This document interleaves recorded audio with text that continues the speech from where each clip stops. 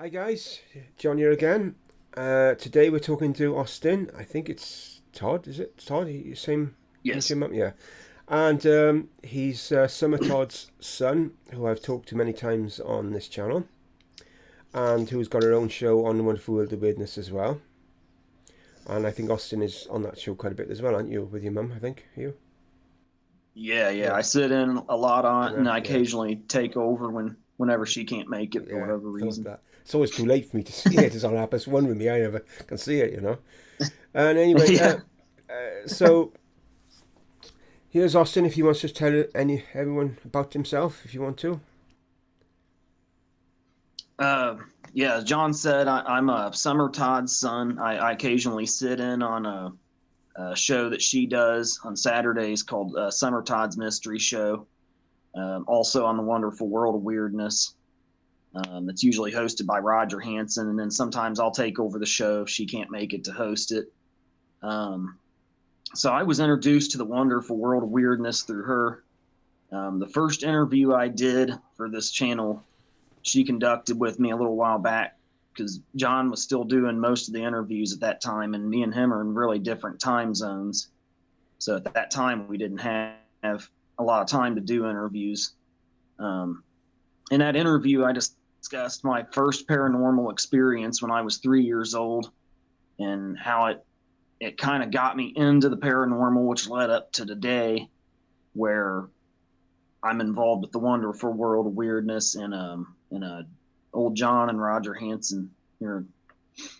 So for those of you that don't know, back when I was 3 years old, my mom enrolled me in the YMCA, um, and I was a normal 3 year old prior to that. And when I walked in this, I'll never forget when I walked in there the first time. The smell of chlorine from the swimming pool, it just smacks you in the face because it's really strong.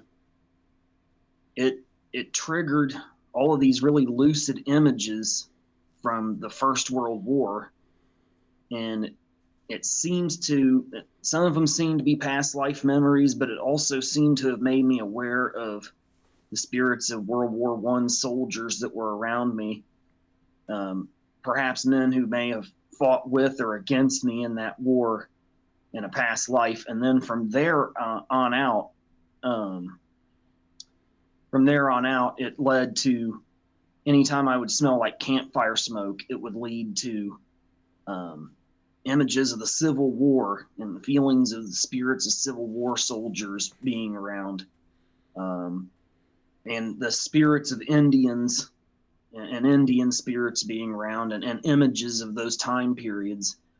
And then as time went on, I became able to occasionally see angels and demons and stuff too. That kind of grew out of it. Now after that interview where I covered all that stuff, which we can link down in the description or the comments section if people want to watch that old video. Um, John said he was going to give his insights, but then some stuff came up in his life, and he didn't have time to really to really give his insights on it. Hmm. So today I was going to have him give his insights into some of those experience, my first paranormal experience, and how it's led me up to where I'm at today. Because I've been wanting to hear those for a while, and this is the first time me and him have had a minute to actually talk on video, and well, really since that first interview I did clear back in November. So so I'll hand it over to you, John. I'll let you give Yeah, your yeah. I remember when I heard that. Um, I saw the video when you described when you were at the swimming pool and what happened. I was like blown away. I thought, "Oh my god, that must have been so." Did you must have been scared. I imagine you'd be 3 year old and all this happening. It must have been really intense for you. It would be intense for a grown up for that to happen to, but for a 3 year old, I just can't imagine what it must have been like for you. It must have been really yeah, yeah. traumatic. Um, but It was at very first, and then And then as I started thinking more about it, I was like, well, I was somebody else in a different life, and I went through much worse experience than I'm going through now. Yeah. And because that was the first time I'd ever been away from my mom, being 3 years old, which was really scary in and of itself. Yeah. So at first that took me by surprise, but then it was like, wait a minute, this is something I went through in a past life. It was probably a whole lot worse than this. So, and it helped me realize that I'd been through a lot worse, and my mom was coming back, and it helped me. It helped me kind of start getting ready to grow up a little more. Yeah. So did you think you grew up probably quicker because of this than you would have perhaps if you'd have had like a Oh normal yeah, childhood? Yeah. Yeah. absolutely. Yeah. I can identify Yeah, with that. I still had a good Yeah. childhood. I mean, Yeah. I still managed to have a pretty good childhood and everything, but I was at the same time I was also different. But I found a way. I found a way to make it work. Yeah. I just can't imagine because for me, awakenings for me came much later. I was an adult pretty much for me when it happened to me. So everything was sort of even then it still freaked me out. You know, when I healed for the first time, I was like, I think my late Hmm. 20s, and it freaked me out so much I didn't do it for 20 years after. So trying to put myself into how a 3-year-old would, because you must have seen some. Well, I might don't want to play on it, but you must have seen some graphic stuff then when you were having flashbacks and stuff like that. But you must have experienced some, or didn't you? Or were you fortunate not to have that? You did you? Because it would be. Uh, yes and yes and no. I mean, I had a lot of images of the Yeah, trenches surrounded by barbed wire and biplanes and submarines, and stuff like that. yeah, Um, and a lot of soldiers in gas masks in their uniforms and stuff. Occasionally, I would see like men being carried on stretchers and stuff yeah, through no man's land and things like that. But it didn't start off horribly graphic or yeah. anything Good. like I'm, that. I'm pleased with Just that. Yeah. mainly battlefield scenes without a lot of the bloodshed. Yeah. Oh, that's good then. That's good. I was just gonna ask you. I can't remember where we were now. What were we talking about now? You. Oh yeah, I was asking you about the if your stuff you were remembering was graphic, but you explained that it wasn't, too bad in that sense. Um. It was really lucid and actually in a way it wasn't meant to scare me so Yeah. much as Oh, it that's was good. meant to just Good. so More dreamlike in a sense, is it? More. Is it more dreamlike? But kind of yeah, you feel kind like you. of Yeah. Okay. That's good. Because I sort of from having what I, go was- ahead. I sort of bothered me a bit that you were experiencing that at such a young age, but now you've explained it that way. I thought, oh, okay, that sort of fits now. That makes it good.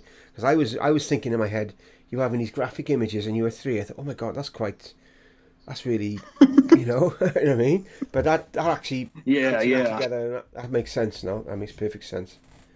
That's cool. So these do they still happen then? You have these visions of reincarnations, or I know you connect with spirits right throughout your life, and in different forms. Does that still happen? Do you still have visions of reincarnations now? Anything like that now happen to you? Not so much now. As I got older, the really lucid imagery of all these different historical time periods and whatever kind of faded away. Okay. But what I was left with in its place was a desire to a desire to be an artist and create um, songs and artwork and music about a lot of that history and stuff. Yeah. So that was kind of what it was replaced by. It's kind of like it morphed into something a little less lucid than it was when I was a child, and Yeah. more of a desire to be an artist and talk about those things in art and music. Yeah. That's good. Yeah. I was looking at your video earlier with your mum, And you were saying about where you lived, the old house, one of the old houses you lived, you were seeing spirits of like Indians and stuff, or sensing them or something. And Yes. you said something I caught just before I had to come off the video, before our interview started. Something about you felt there was some sort of portal there or something. Did I get that right, or did I mishear that? You felt there was some sort of portal there, or did I mishear that? What was it now? You said something What about there was was it some now? sort of port. You felt there was some sort of portal there, where you were sensing the Oh, spirits of the Indians and stuff. yeah. I think there was at least a couple portals in that house. I think there was one in the downstairs room where my parents used to live downstairs when I was a little kid, Yeah, and I think there was one in the upstairs room in my bedroom. yeah, Um, and which I later turned into a music studio, and I had some spiritual experiences, some spirits and stuff come to me while I was working in the studio and give me some just outlandishly, crazy ideas I wouldn't have otherwise came up with. It was yeah, like some of them came to jam with me. So I still have like once in a blue moon, I'll still have like a really lucid flash yeah. of some of the things I saw when I was a kid, but it's very, very few and far between now in adulthood, Okay, a lot more so. just wondered that. Um, I've also I remember your mum saying about your abilities, and she said your sister had some abilities. Is it only one sister you have, or do you have two sisters? The one sister, is it? Just one, One just one sister, sister. yeah. So I can't remember what your mum said. I did ask her about her family. Was there anything like that happened on your dad's side of the family, or is it just your mum's and the children, or is it anything on your mum's side? Does she have sisters or brothers or anything? Um, Come on, I think I'm sure I asked your mother before. I can't remember what my she said. my grandmother on my mom's side, Right. she saw a ghost where she worked at back when she worked at Miami University up in Ah, right. Oxford back in May. It was maybe the 60s or 70s when she worked up there. She saw a ghost of a girl from the 1900s up there. Yeah. And then the house my mom grew up in was haunted. Now, my on my dad's side of the family, he used to go and spend summers with his uncle on his uncle's farm back when he was a kid in the 60s. And his uncle was really religious. He was a guy that, he prayed pretty much all the time, and Yeah. he was super religious, but he was kind of a prophet from the way my dad described him, because my dad was telling him that, or he told my dad when he was a kid back in like Yeah. maybe 1966, 67, like around the year 2000, people would start seeing things, and there would start to be a lot of really crazy world events going on and stuff.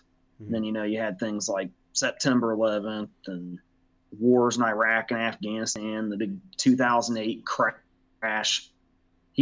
My dad told me that his uncle pretty much predicted a lot of the craziness that has happened since this century began. Not in exact detail, Yeah. but he said there would be a lot of things going on, and people would start awakening spiritually during this time. Oh. And yeah, Yeah. I mean, and That's gonna you happen for see sure. that. Yeah. Yeah, and my dad was just appalled at how he was just like, how did he know all that? Yeah.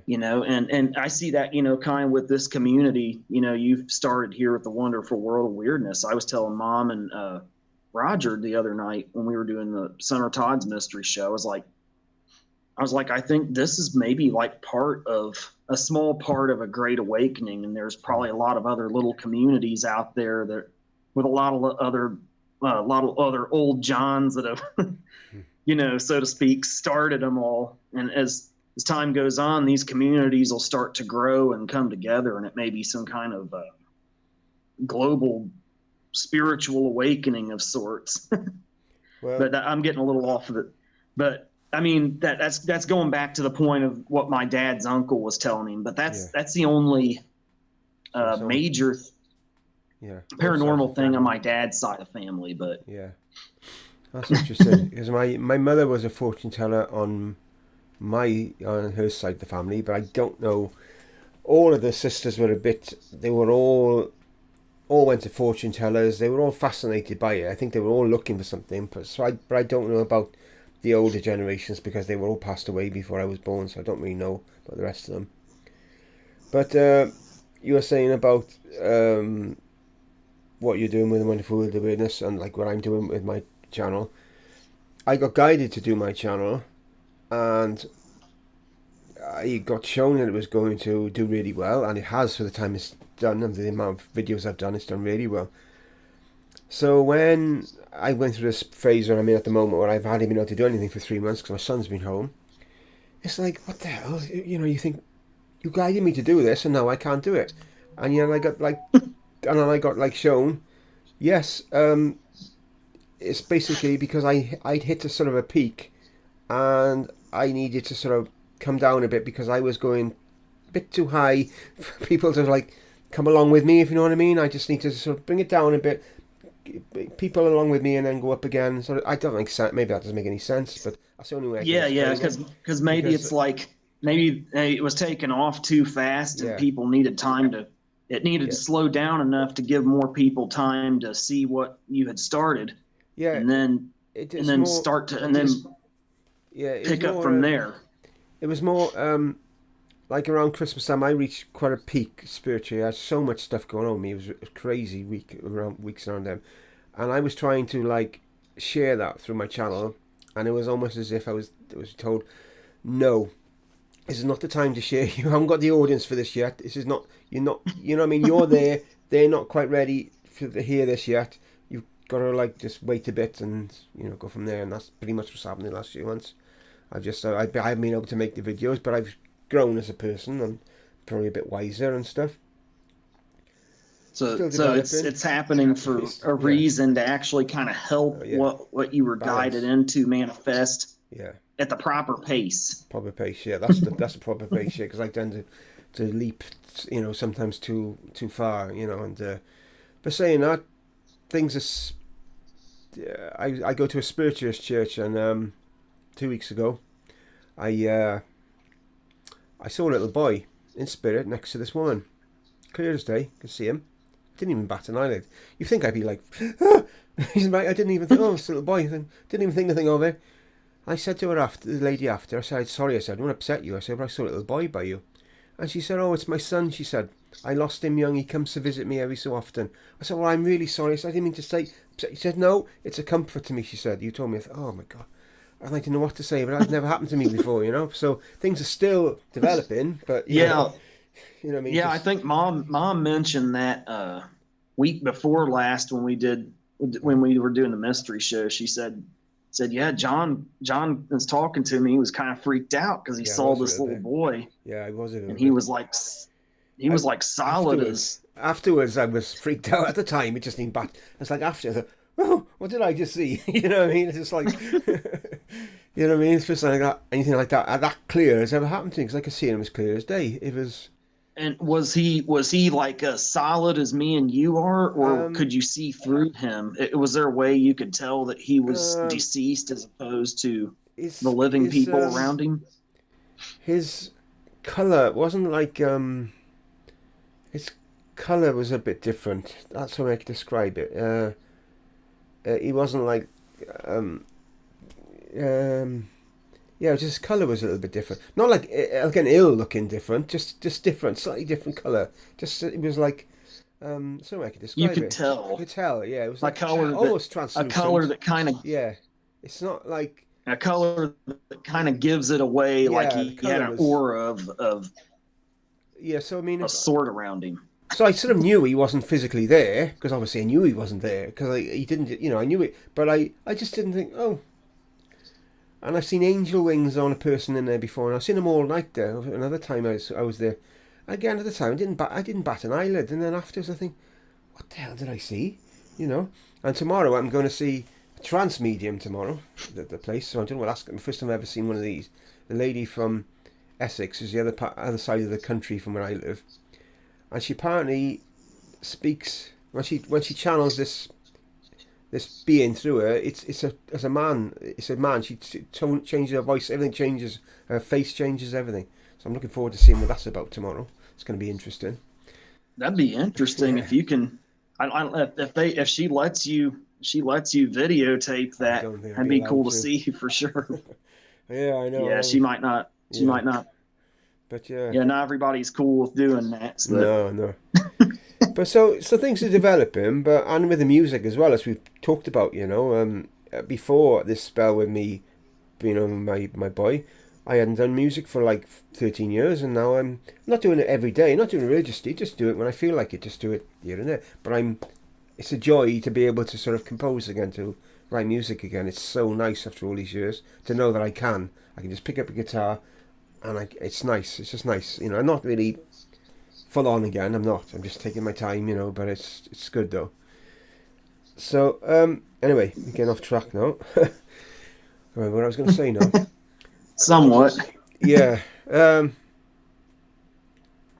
So why do you think there's a reason why your family, especially from you and your sister and your mum, especially, that you've all got um, these abilities differently? Because I think your mum is a healer. I've always said that to her. I think she's a healer, and obviously she's seen spirits and she's seen stuff. And yourself, what you've experienced is just like quite, a hell of a lot of experiences you've experienced. And I'm not so familiar with what your sister what she's done, but I did remember your mum saying to me something about she affected electrical things and stuff or something, lights and stuff like that. She was more of a slider and So had a yeah, lot of premonition dreams and stuff. But I think she was kind of scared of all this stuff, so yeah, she's tended to back suppress away that from a it. lot more. Yeah, Whereas me and mom, obviously we've dove head yeah, first into it yeah. more so. So when did you start music? Did you start very young, or were you older when you started getting into music and composing and stuff? Um, my earliest memories of having an interest in music were when I was about 3 or 4.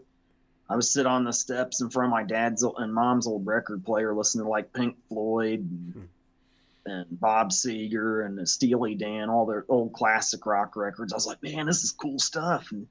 And then Yeah, my dad had an old drum set, and up in that old studio room that I started banging around on just for the fun of it. Now, I was a little boy that wanted to be a drummer, just like his dad used to be in the band, and then he also had an upright piano. Him and mom also had this upright piano that I started playing around on. I thought it sounded really cool. And then that was the first time I was interested in music. That was kind of where the foundation was set. yeah, But then as I got older, I got away from playing instruments and kind of got away from it for a while. yeah. And then when I was in my teens, I started playing drums again. Want to say I was about 14, 15. I started playing drums again, Yeah.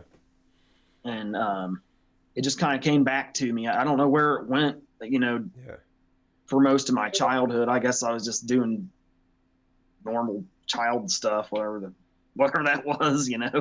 But I I started playing drums, and one night my dad was walking down the road, and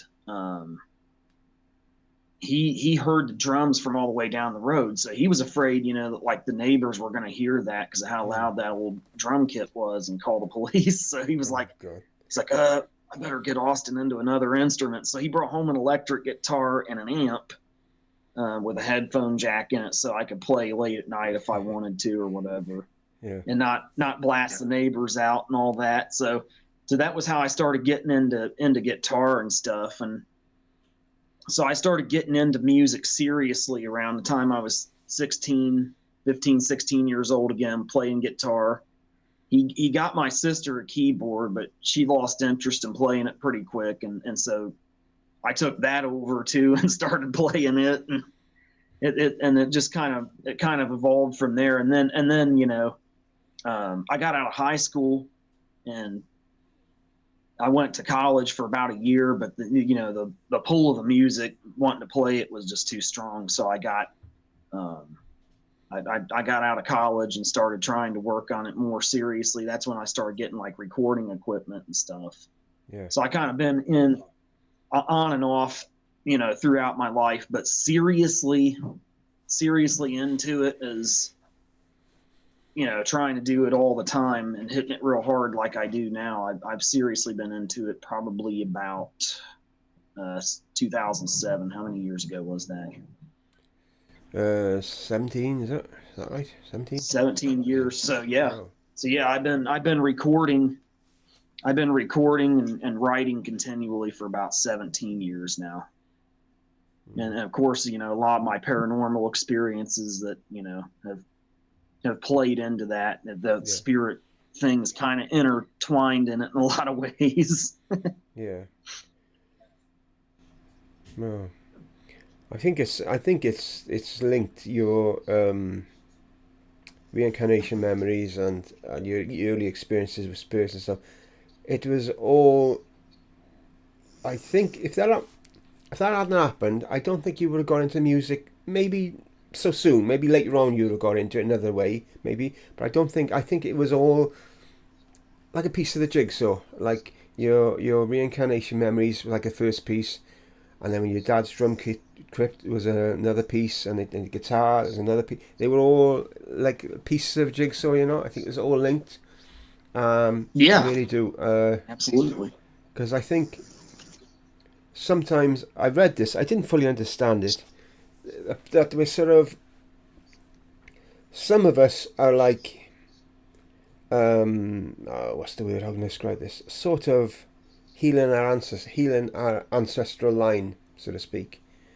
And so, in a sense, when you are sort of composing this music and stuff like that, maybe, and that is a way of healing the pain of the ancestral line. I don't know. It's just my sort of philosophy on it. I don't really know this. This is what I sort of think.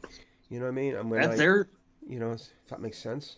they're very they're very well may be Yeah. something to that, because there's been, looking back through my family history, there's been a lot of different things that have happened down through the generations that have Yeah. been pretty traumatic. And I think, from what I understand, like your DNA can get scarred by Yeah. family trauma and carried down through the generations.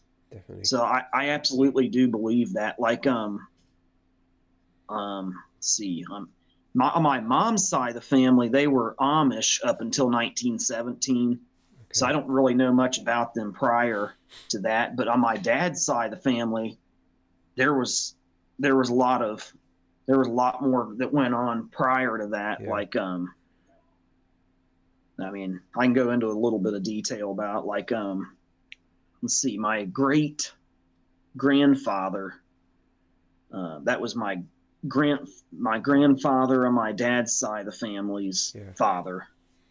He was he worked for the railroad, and if you got a job at the railroad, even especially back then, you were set for life. You were made, and he was, on top of that, he was in upper management in the railroad. So, Yeah.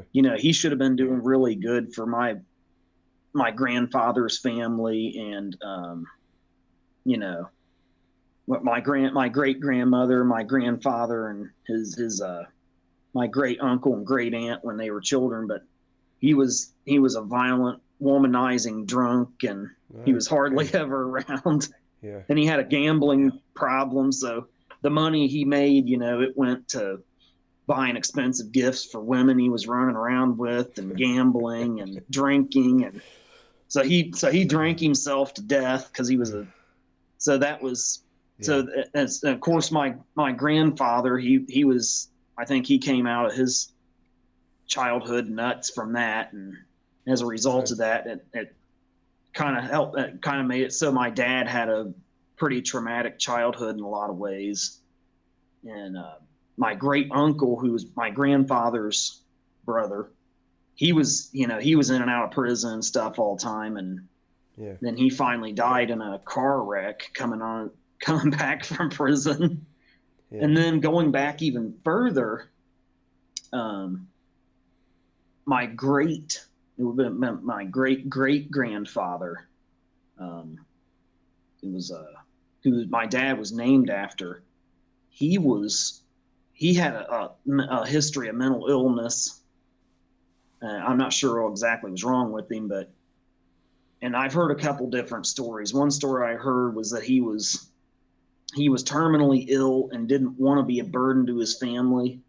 And then I've heard another story that his favorite son got drafted to fight in World War I just after the United States entered. And then there was another story that I heard where he was both terminally ill and his favorite son had been drafted to fight in World War I. And he was so afraid his son was going to die in the war. And he just lost his mind and he committed suicide. It was like I think it was 1918 he killed himself. Wow. So there was a lot of trauma a lot more trauma on my dad's side of the family that I know of that I've heard about that kind of could have led to some of that DNA scarring or the ancestral line needing to be healed. Yeah. As you would say. Well, on my side, I can't say how can I say? My grandmother was married twice, she's married probably in the 1930s, 40s, really young, and she got divorced because my dad's proper dad, he had severe mental problems. I'm not sure exactly what went on because obviously, the older generation, they don't talk about things, but I know that he was. Oh, yeah. And I know that my dad had severe mental problems, especially when he's in relationships. He's the nicest person you can meet, but he had problems, issues. He's got married twice, divorced twice. You said that was your father? My father, and he was the son of the original, my original grandfather, then the one that she divorced from. Not my grandfather, who she married. I thought the world of him. He's a lovely person, and what have you. So there was a problem with my dad's generation line. On my mother's side, there was, I don't know if there's a problem so much on that side, but there was a lot of the family that died quite young, and siblings died young, not all of them, but it was like my grandmother, my mum's side died, my mother's side died in childbirth, the age of 40. My mother died at the age of 41. And there was other cousins of ours have died really young and stuff like that, and others have lived quite old. So there seems to be a bit of something going on there, but I'm not really sure what. And then of course there's me. So trying to heal the world and what have you. Hopefully I'm trying to stop anything going on, I like that, so to speak. And I've part of the process of being a healer, as I think I've said to you before, is the fact I have to self-heal myself. So technically, if I'm self-healing, hopefully, my ancestral line, so to speak. So if that's what they say is you do, I don't know, but maybe I am. I don't know. But that's I do believe we carry the things from our ancestral line we're not aware of, and it leads to some of the problems we have in life that we don't understand. Yeah. I think some of them stem from some of those things. I think some people call it, I think wrongly, that's my opinion, some people call it's like karma, family karma, some people call it, but I disagree with that. I don't think it's that at all. I just think you are carrying something from your ancestors, but it's just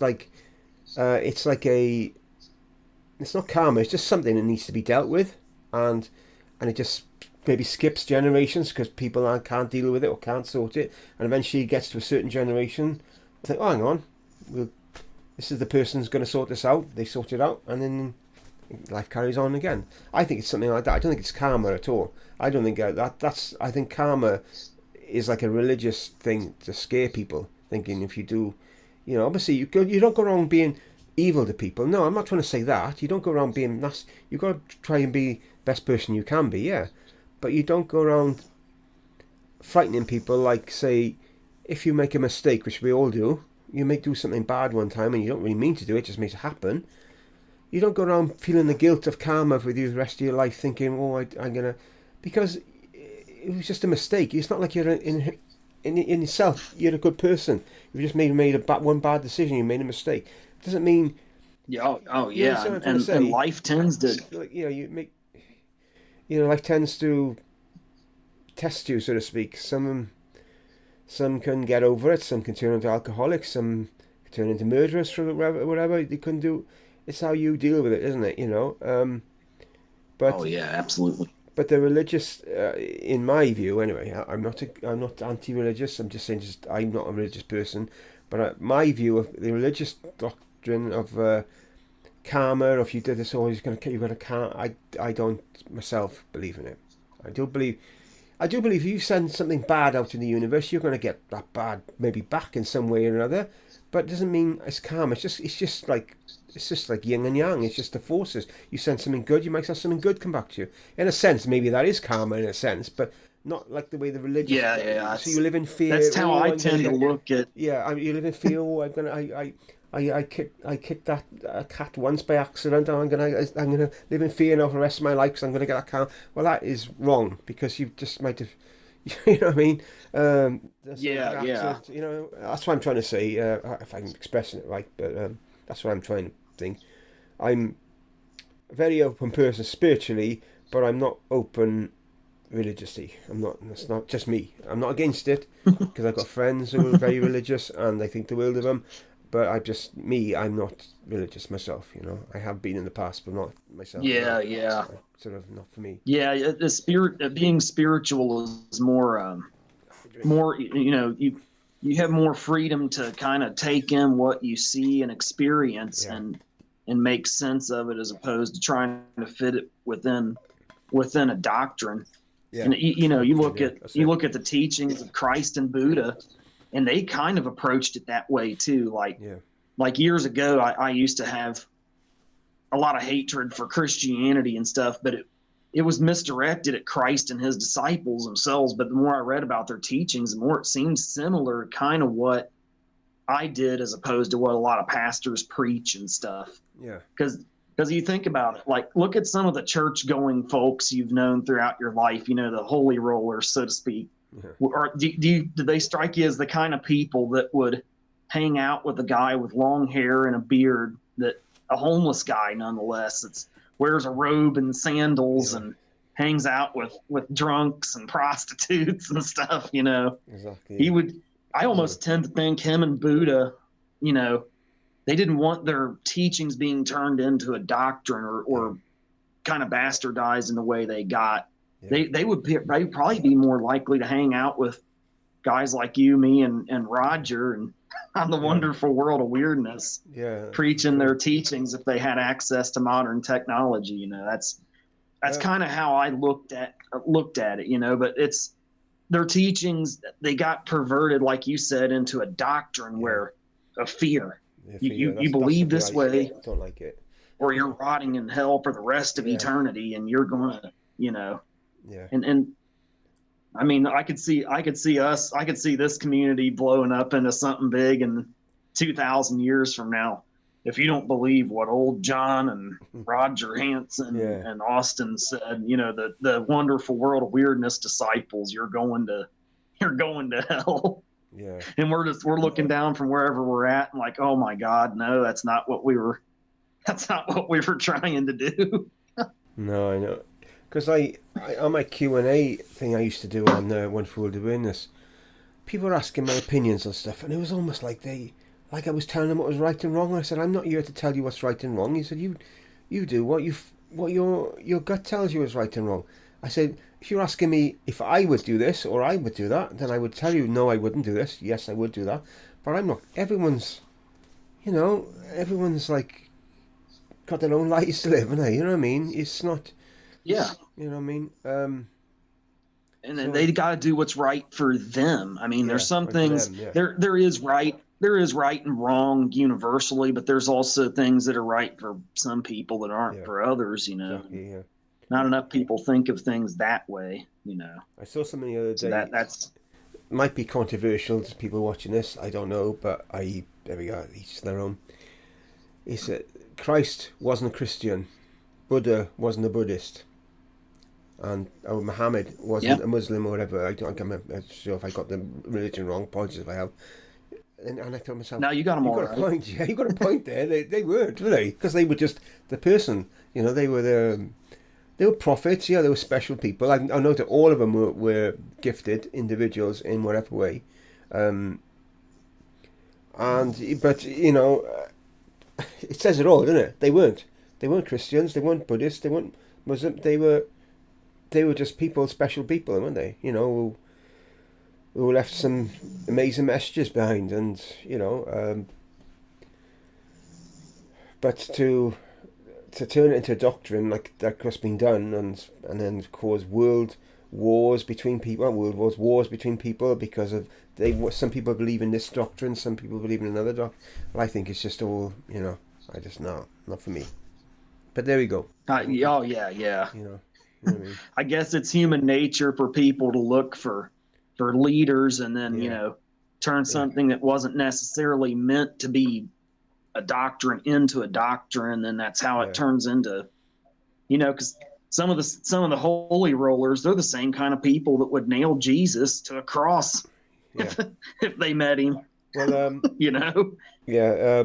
I remember Bob Dub telling me, I think, an interview I did with her, I think it was, and she said to me, um, she turned to Buddhism, but she went to a Christian church for healing for something, I think it was, and the woman there healed her. She really helped her, healed her a lot. Really was doing a good job. But then when Bob Dubber mentioned she was just started doing as a Buddhist, or started studying Buddhism, whatever, the woman said, "Oh no, we can't have that. You can't come back here again." And wouldn't see her again, despite the fact he just helped her, just because she was in a different religious point of view than her. And I thought, oh, that's absolutely disgusting. I couldn't get over it when I heard that. oh yeah, It's awful, you know. You yeah. know what I mean? That's and Christ and Buddha, a lot of their teachings are mirror each other in a lot of ways. Yeah, There's a lot of similarities in both of the teachings and stuff. So it was kind of studying Eastern religions that helped me soften my views towards yeah, Christianity and realize, okay, well, maybe Jesus wasn't what went wrong with Christianity. It was down the line, mm. in the church later on where Well, Christianity became something that Christ never really meant for it to be. But it was through studying Eastern religions I found that out. So yeah, what that woman did to Bob Dub was totally yeah. totally Well, against Christ's teachings, if you ask me. I had meditation years ago. Maybe I imagined it. I don't know, but in my meditation, I saw what people were calling Jesus Christ, whatever. I saw him, and all I remember is feeling, oh my God, I just felt, I can't even look at you. All I could see was love radiating from, not a judgmental bone in his body, it was just pure love. And I just felt so, he didn't make me feel bad. I just felt, it was like, oh my God, I can't even look at him. I'm not worthy. And I just felt, I'm so like petty in my, wherever I was where I was in that place in my life at the time. And I just sort of look at this person who is so just full of love, no judgment. No, it was not a judge bone in his body. I just couldn't. That's the only way I could describe it, and it affected me to the point where I was on a Facebook group the other day, and it was on Easter, and it was people. It was a game group. It was actually, and some of the admins on there really like stupid, posting stuff which was very anti Jesus and Antichrist, and so to speak. Their posts were, joke post, yeah. And I thought, I can't have this. And even though I'm not a Christian, I thought I can have this, and I left the group. I didn't say anything. I just left the group. I thought I'm not going to be on there viewing this. I just can't, because of this vision I had. I thought to myself, I just can't be in a group where they're doing this, It's and it's you can't do it. You know? that's really interesting. You should say that, because Yeah, I had a kind of a similar experience. It wasn't quite as graphic as what you saw, yeah, or as full on, but a few years ago, I woke up one morning and I felt the presence of Jesus Christ. Like yeah, you said, it was pure love, yeah. unconditional love. You can't Very doubt it. similar to what I experienced when I saw the light a number of years ago.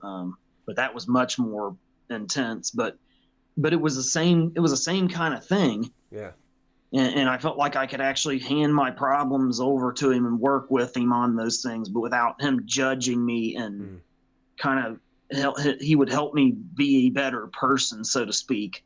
But it was pure love. It wasn't, you're going to hell if you don't follow me, so you better follow me right now. It wasn't like that at all. No, it was very similar to what you experienced. Yeah.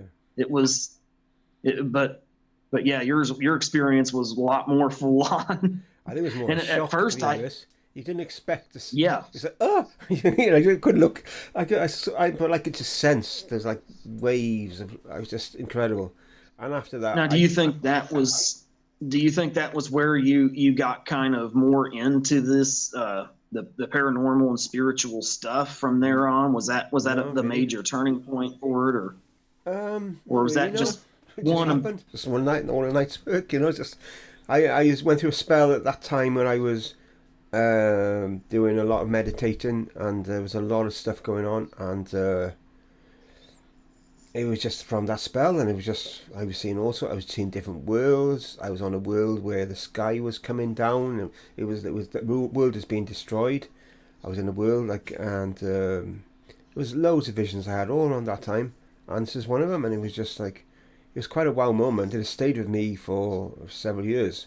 So I think it was kind of real now because of the way it affected me. You know what I mean? Because I can't feel it now when I'm talking about it. But I won't now, even though I'm not a Christian. If I have someone like on a social media taking a Mickey, I just said no way. I don't want to know. I'm not getting involved in this. I'm not having this, and I won't. I won't even.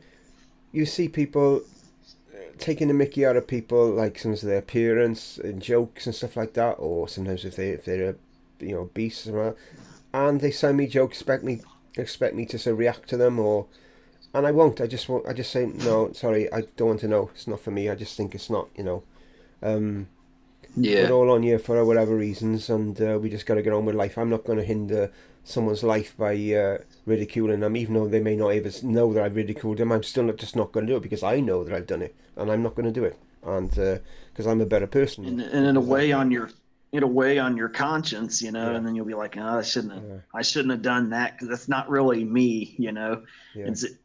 And that's interesting too. It sounds, in that experience you were talking about, it sounds like you had like an out of body experience, and you went to an alternate plane or something where different things are happening to the world than they are here in this continuum we're in. Yeah. Which that's another thing I'm really interested in talking about, is like alternate dimensions, reality shifting. Yeah. I'm into a lot of that kind of stuff. Has that happened to you then? Have you gone into other dimensions? Have you actually experienced it? Yeah. All right. Yeah, there's I've had a number of out of body experiences. I had one where I came out of my body and I was in a world just like the one we know of, all the buildings, houses, the streets, what have you. All the countries we know of are all the same, the history, so on and so forth. Everything's the same. Yeah. But the difference with this world was I was the only person in it. There was nobody else in this world. There was nothing but empty houses, empty streets. Yeah. Which was weird because you could go to the library and like read a book about history, but there was nobody around. So it was like I had this world just like this one, but I had it all to myself. And the whole time I felt like somebody was watching me. And sometimes it'd feel like they were just around the corner, but every time I go to look around the corner to see who it was, they weren't there. And it seemed like whoever it was distant again. So that was pretty eerie. Like I said, I had the one vision where I went to the light and saw heaven and God and so on, so forth. That was the most beautiful spiritual experience I've ever had. Yeah, I bet it was. I've had a number of them where I've went into bad places where there's been demons and stuff. I guess you could say that was hell. Let's see. There was another experience I had one time. I was playing music, and this riff came to me, I was just playing around on my guitar, and this riff came to me, and I had this vision of the pyramids when they were new, Right. back when they had the white, what was it, the white limestone blocks on them, and they were Yeah. shining under the sun really bright, and the Sphinx was new and it was polished, and there was like this spirit of this pharaoh who was looking down through history. He could see thousands of years into the future and thousands of years into the past. And that was not that, I don't think that was so much an out of body experience as just I was visited by some sort of Egyptian spirit of some sort. But I don't know what really triggered it. It was just this riff, this guitar riff I played set it off. Wow. But I don't know why. So that was those are a few of the pretty interesting other dimensional experiences I've had, and of course doing visualization. I've been doing that throughout my life. When you do that and you manifest things, you shift realities too, because there's a number of, as you know, there's a number of infinite number of alternate planes. I think maybe it's not so much that you manifest something as it is that you use your mind to shift into an alternate reality where that something you're trying to manifest is there. It's hard to say, but that's how that makes sense. That makes sense. That makes sense. I've in the past, not so much recently, when I've been trying to heal my son, because he's very difficult to heal because of the way he is. I have found that I've shifted reality I have to go to another reality to heal him. I don't ask me how, to another plane. I don't know where it is, how it is, what it is, but I just know that it's happened. I can sense it. It's different, and then in that area I can help him. But then that used to happen a lot when he was younger. It doesn't happen so much now, but I have had that happen. Yeah, and I do think sometimes something I've thinking about lately is say now you're trying to get something to work, and you're doing this way, you're trying it this way, and suddenly you do this and it works. I sometimes think to myself, did I go to another reality to get that to work there? Did I go to a slightly different reality and that actually worked in that reality, but it won't work in that reality? And I think about that and think, is that right? Am I making that up? What I mean is, there's main realities, and there's little sub realities, little realities within them, if you know what I mean. Like pieces of those realities would be the larger realities, like the sub realities you're talking about, become fused with this one that we're in, and it forms a whole new continuum. So maybe when you go to another plane to heal your son, you're like, do you think you're taking a part of him that exists in another dimension that's healed and trying to fuse it with the part of him that's not healed in this continuum? Maybe to heal him. It's quite heavy. I don't know. It just feels. If I had to describe it, it feels more heavenly, the realm that I go in with him. I used to. Not so much. It doesn't happen now. I don't do it now. But it feels like I was going to more of a heavenly realm with him to try and help him. But I haven't been able to do it for a few years now. But it used to happen all the time. But it doesn't happen hardly at all now. Because you having trouble doing it, or you were starting to say why? It's just I just can't. He's a healer himself. He's very strong, but I don't know. He's here in the house with me, but he's almost like he's in another world to me, if you know, as well. If that makes sense. Whereas when I was younger, I was able to reach him more and help him more. Now I struggle, but I still do help him. You know, I helped heal him only yesterday, but that was just a small thing. He was eating something, and I could see in his face, I think this is gonna make him ill.